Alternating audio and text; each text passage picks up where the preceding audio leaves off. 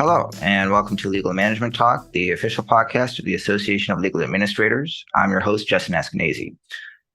So, our guest today is Amy Kosey, who has over 25 years of legal technology experience, and she's currently an account executive with Innovative Computing Systems, which focuses on the technology needs of law firms. And she's here to talk to us today about a very important topic, which is cybersecurity and the cloud.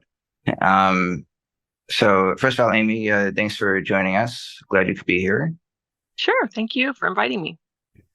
So, the first question I have, so I think I speak for a lot of people when I say that, I feel like technology is really advancing faster and faster with each passing year, and it's really hard to keep up. Um, and I think one of those things is everything about the cloud. Um, I know that even nowadays, I'm still hesitant. You hear a lot, back up your save your files to the cloud, back up your phone to the cloud, all that. And even nowadays, I'm still like, I feel like it's safer to back up to my computer instead of the cloud. But that's probably just because I don't have a good enough understanding of what the cloud is. So if you could kind of, explain what's the cloud and kind of how that's impacting firms today. Sure, absolutely. So it has been something that's been kind of bubbling up over the last decade or better. Firms traditionally were, capital expenditures of hardware, bringing it into the office and then protecting it with backups. Then we kind of got into the redundant disaster recovery backups, moving it off site, which then became putting data in the cloud. And then the advent of Office 365 came along from Microsoft, and firms started putting their email systems in the cloud. So they've been moving in baby steps. But what we've been seeing in the most recent years is they're really adjusting to moving everything that they have on premise in their office, servers, network infrastructure, all the way into a cloud locations such as Amazon, Azure, those big powerhouses, because they do have a lot better security than they could potentially afford to secure their on premise infrastructure. So it is an educational process of talking to firms and having them understand the security of the cloud, as well as getting them to adjust to no longer having to do a big capital expenditure anymore, but kind of look at IT and operating costs as an operating expense. Because when you do move to the cloud, you will be spending money monthly to put your data, applications, desktops, everything in the cloud is now an operating expense. And we're seeing about in recent years, approximately 50% of our clients are adopting it. 10 years ago, it was a much smaller number. So it is rapidly increasing, and the trust level is definitely raising, and the education and understanding and awareness is also coming into play. And so a lot more firms are feeling comfortable with that. Right. I want to hit on the security benefit of the cloud and exactly how that works to offer more. And cybersecurity is so important nowadays. Um, how can firms feel more comfortable with all their data in the cloud as opposed to storing it all on site? Keeping it in the office? Yeah, it's a question we commonly get. We hear it often, particularly from shareholders, partners in our law practices, because today it's not just about errors and omissions insurance policies anymore. It's about cyber insurance policies.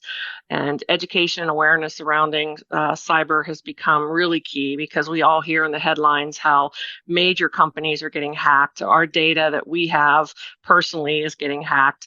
So it is something that the partners and shareholders do have concern about. That's why typically a managed service provider would look to a larger cloud vendor such as Amazon or Microsoft Azure to protect, their clients' data. And what most managed service providers do is they also put more protection within their equipment in that environment. So not only is the vendor that is hosting your equipment putting security in place, but also your provider should be putting security in place. And that includes endpoint protection and very sophisticated endpoint protection. It's more than antivirus today. It has to be behavior-based endpoint protection, and also multi-factor authentication is key. Anything that's outside of your purview of control needs to have multi-factor authentication. And you'll find if you are getting cyber insurance policies that they'll send questionnaires and they'll ask these questions of the firm to make sure that you do have these sophisticated mechanisms for protecting your environment, for making sure that no one can hack passwords, because passwords get compromised on a daily basis. And then also, taking it to the next level, we have firms that are more keen or have to be more keen on security because of the type of work that they do or the clientele that they have, HIPAA, all those types of requirements that they may have to meet for their client audits. They may have to go a step further and have regular vulnerability scanning of their environment, penetration testing done on an annual basis. A lot of our firms will do disaster recovery testing to make sure that they can recoup all of their data in the event of a disaster. So you can really take it to the next level of making sure that you are constantly monitoring that environment for any exploits and potential areas that need to be patched, or fixed. So it's an ongoing, and it's ever changing. Vulnerability scanning is an ever-changing environment. We could be running those scans every month, and exploits and vulnerabilities come up all the time with hardware, with software. It's really become tricky to stay on top of. Right. And I know something else that goes hand in hand with security is when you talk about security, you also have to talk about work from anywhere and remote work, hybrid work, and everything that's been adopted in the last few years. So, with regard to the cloud, uh, how does that enhance the ability for everyone at a firm to work from home, a set number of days a Right. week, or however firms are planning their weeks out? Right. Now you hit on a really good point. More and more firms today, coming out of the post-COVID era, are working hybrid. There's very few firms that are working 100% capacity these days. They tend to have either enjoyed the fact that they can work more hybrid rather than being in the office 5 days a week, or it's much more convenient and they feel safer not having a full capacity office anymore. So we're seeing a big trend in that area, and with that comes the advent of remote connectivity. If you're still an on-premise traditional firm, you have those users at home that have to have good internet to remote in to your equipment in the office. That equipment in the office has to be running, and it has to have the capability to handle the workload of people coming in remote. So that's always been a challenge of remote access. And so moving to the cloud has actually eased that pain, because in most environments today, you can put not just shared workload of sharing a server when you're remoting in, you're now working on your own individual cloud desktop. And your own individual cloud desktop is yours. Nobody else is using it. No other services are running on it. So when you're doing something that has to do with your work product, it's yours, you're connecting to it, and then you connect into your server farm in the cloud for your firm. It has given firms the ability to work from anywhere, because the amount of data streaming is quite thin to go to those cloud desktops. You don't have to have super fast, high speed, connectivity to the internet. You could potentially work on Wi-Fi. Most of our users do work on Wi-Fi at home, and they can work in a coffee shop or potentially in an airport if you have decent service. So it does give them more flexibility and reliability to work to those cloud desktops.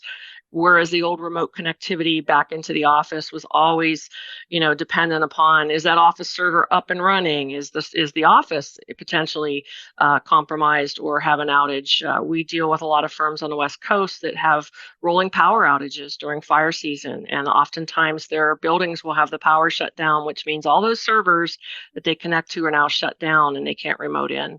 When you go more to the cloud with the big, vendors, you don't have those problems. If they have regional regional problems, they will move, they will, get the data moved to a different region, Northern California to Oregon to Virginia. They can bounce around the country and the world so that you never have to worry about a particular outage in a location of where your equipment is. So definitely more reliable, more stable, and it does give firms that flexibility to work hybrid and not have to worry about how everything's running in the office anymore.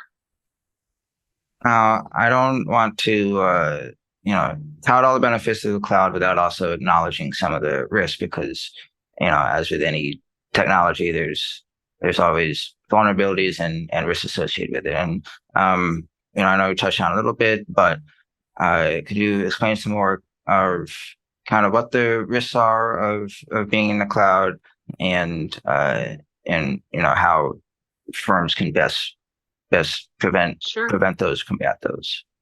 Yeah, well, it a lot of times in the traditional past, firms would build an infrastructure in their office, get it built, capex, the expenditure of it, and just maintain it.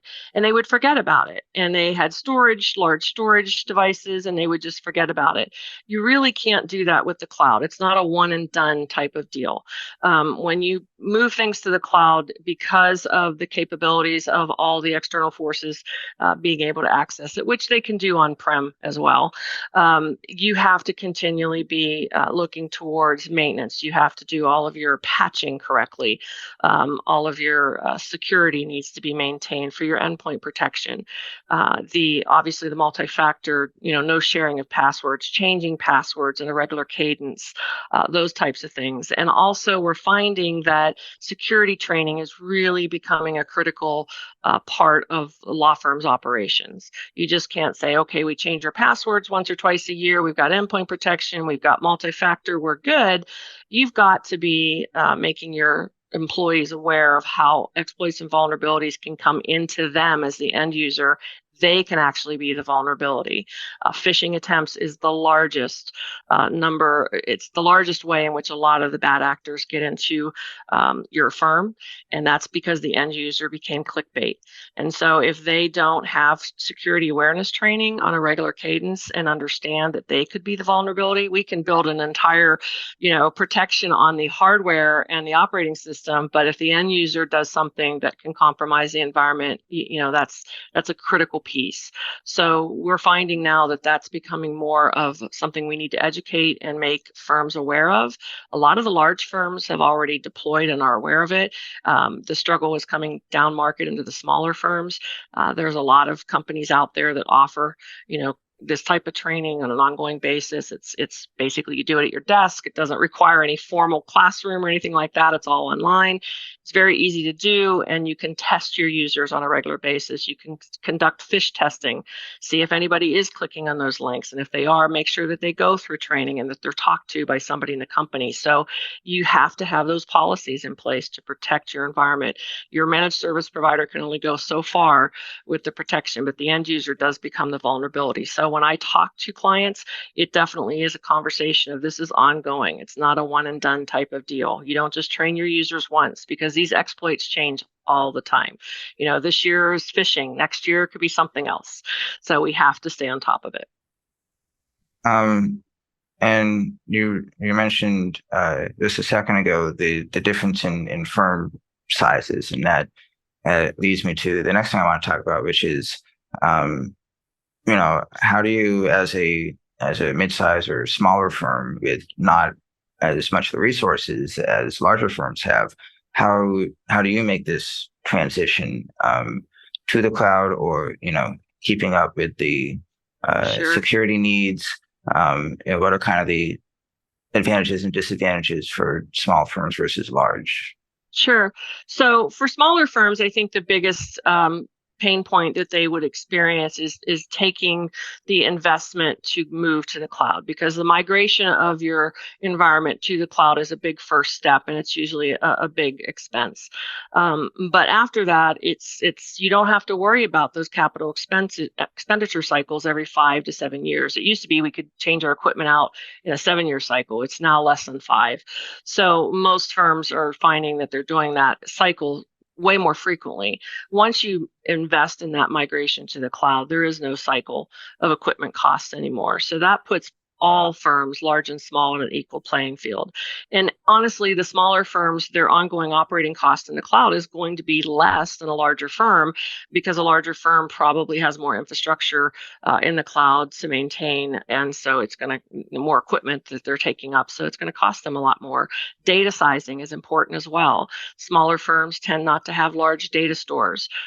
Bigger firms do. You pay for that data sizing in the cloud. So uh, I think the smaller mid-sized firms do have an advantage once they get to the cloud. It's just getting them to understand how we get there and the cost of doing so. And then once everyone's there, it actually becomes an equal playing field, and it makes small to mid-sized firms more competitive with the larger firms. Plus the fact that a lot of the software vendors today are trending towards coming out with their own cloud-hosted applications, and that makes it even more fair because large firms and small and mid-sized firms are having to buy those same subscriptions for that application. And it's basically on a per seat or per user license, and it's hosted by the vendor. So the more of our traditional software vendors in the legal industry start moving their applications to the cloud, it's going to be a lot more equal playing field because you don't have to buy perpetual licensing anymore, install it on your own hardware, manage that hardware, that operating system, upgrade that operating system on a regular cadence. That maintenance goes out the window. And so everybody's relying on the vendors now to host that and manage all that for them, which has really made it another more advantageous for small to mid-sized firms to be in the cloud. And if you're thinking about making the transition to the cloud, what, how, and with all these kinds of choices of service providers, how do you go about trying to choose the best Sure. one for your firm? And that's a great question because I think a lot of firms tend to just look at costs, and you can't just focus on that one thing. There's a lot. It's an apples and orange scenario. There are some vendors out there that will promote cloud solutions, and they're cloud solutions that they control, they host, they own, which means if you part ways with that particular service provider, basically they're going to hand you your data and tell you to move somewhere else. There's nothing about that cloud infrastructure that you can take with you.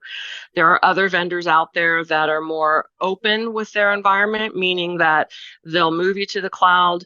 You are the owner as the firm of that cloud environment. It's under your firm name. If you part ways with the vendor just hands over the keys and says, okay, somebody else takes over the billing, or you put it on a firm credit card. It's still your environment. You're just now going to be directly responsible for it rather than having the intermediary managed service provider manage it for you. So you have to be very careful of how your vendor is setting you up. So you want to make sure you ask those questions early as to how the environment's set up, who has control and ownership of the environment. If the firm decides to part ways, how does that look? What happens? What do we get to keep? What do you as the vendor get to keep? Those are very crucial questions that you need to ask up front because you don't want that surprise to say, oh, wow, this is a great looking cheap solution. Let's go there. And then 4 or 5 years down the road, you want to part ways and you're now back to square one where you have to do it all over again. So be very, very cautious of that. And you also want to make sure your vendor has the experience in the cloud, particularly experience in the legal market, because a lot of the applications that are historically been long-term legal market applications aren't quite that simple to put in the cloud. So you want somebody with experience with some of those. So make sure your vendor knows, what applications you've got and how they've dealt with them, and if it's going to be doable or not. So there's a lot of questions to ask just beyond price, right? So don't get stuck in the price silo. Right. And then lastly, regular viewers of the podcast know I always like to try to look to the future at the end of our episodes. And so what should with technology moving so fast every day, what should administrators be looking at now in order to be ahead of the curve, technology wise going forward? Sure, that's a very open question, but I think for most of the law firms traditionally have used very stable long-term market solutions. And because they have a lot of long-term market solutions, some of those solutions are becoming a little latent in keeping up to date with technology. i.e., they're not moving their product to a cloud-based solution. So oftentimes firms will have to, from a future perspective, always be looking at the applications that they're using, the application requirements that may be changing within the firm.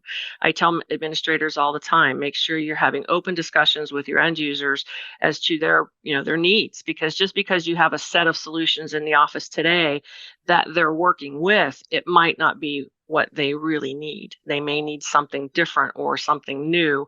And so it's always a good conversation to be having with your legal assistants, your secretaries, your attorneys, to see where things are falling short as far as the solutions that the firm is using. So a lot of it is keeping an eye on your applications and where those applications are going and what applications are out there that can solve your problems. And so, you just don't buy an accounting system and keep it for 30 years anymore. That's what they used to do, but it's just, it's not really conducive to, staying current, because a lot of times those applications, if you just keep them, can bring in a lot of security problems. And so you just want to be sure that you're always taking care of your end users and what their needs are and looking at applications. What we're typically seeing from a future perspective is the vendors are getting wise to that, and they are offering, and there's new vendors popping up every day offering cloud hosted solutions. So what we're seeing now as a firm of the future is, if a firm was opening their doors today, they typically would not buy a perpetual licensed on-prem solution. They would buy a cloud solution. So a brand new firm today will usually have applications that are all hosted, and now all they need is a network domain and some desktops, and they're good to go. We need no servers in-house anymore, no backup in-house anymore, nothing in-house to protect anymore. So we're looking more towards the future of just maybe using more of the Microsoft Azure tools that are being offered for the network domain, the security, and then all they really need is just something to manage their Zoom meetings. And so that's what we're seeing as the trend for anybody starting up today. So that's really where the future of law is going, is those applications going more cloud-based. Gotcha. Well, thanks again for being here, Amy. I know I learned a whole lot about the cloud today, and I hope a lot of other people did as well. So Absolutely. Thanks again for joining us. Thank you. Appreciate it. And thanks to our viewers and subscribers for tuning in. You can always catch us on YouTube or wherever you get your podcasts if you want to listen to more. And as always, you can learn more about ALA at alanet.org. Until next time.